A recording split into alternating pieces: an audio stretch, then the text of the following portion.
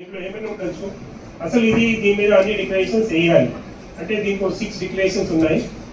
I will explain you. ఇప్పుడు అసలు declaration ఎందుకు వేయాలి and why it is a package. We go to Kirana shop, ఒక KG కందిపప్పు ఇవ్వమంటే we will give the KG కందిపప్పు in front of us and we will pack in a wrapper, we will give to you. So there the transaction is happening in front of us.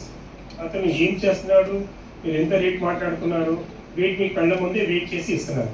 So అది కాకుండా ఈ some times ఈ packages అంటే ఆ వస్తువుని మన ఆబ్సెన్స్లో అంటే మనం లేనప్పుడు ఆ వస్తువు ఎక్కడో ప్యాక్ అవుతుంది. It may be America, Maharashtra, what is not in front of us, it is somewhere else. So we are not seeing that దాంట్లో ఏం ప్యాక్ చేస్తున్నారు, ఎంత ప్యాక్ చేస్తున్నారు మన కళ్ళ ముందు జరగట్లేదు. సో మన కళ్ళ ముందు జరగట్లేదు కాబట్టి somebody somewhere is packing కాబట్టి it is his responsibility as per act. You have to print certain declaration of the package.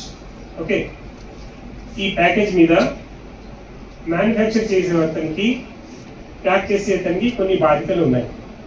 అతను ఈ బాధ్యతల్లో మనకు ఒక 6 డిక్లరేషన్స్ ఉండాలి.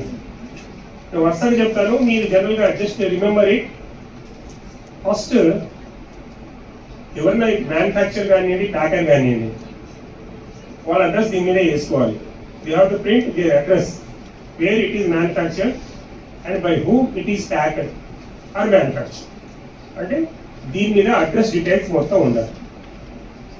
ఓకే, మీరు అర్థమవుతుంది. ఎవరు ఒకరన్నా ఇంకేటో క్లాస్లో కూర్చున్నప్పుడు అయ్యో ఎస్ మేడం అని చెప్తూ ఉండేవాడిని. అంటే మేడం చెప్తుంది నాకు అర్థమవుతుందని నేను చెప్తా అంటే మేడం ఇంకా interest, so what ever I'm telling జనాలు అర్థం చేసుకుంటే ఇంకా పాఠం బాగా చెప్పాలని టీచర్స్కి బాగా ఇంట్రెస్ట్గా ఉండేది. అలా when you speak something, if you understand to just response, ఎవరో ఒకరన్నా ఎస్ ఎస్ ఎస్ అని ఒక రెస్పాన్స్ ఇస్తే ఎవరికి చెప్పే వాళ్ళకి కొంచెం ఇంట్రెస్ట్ ఉంటుంది.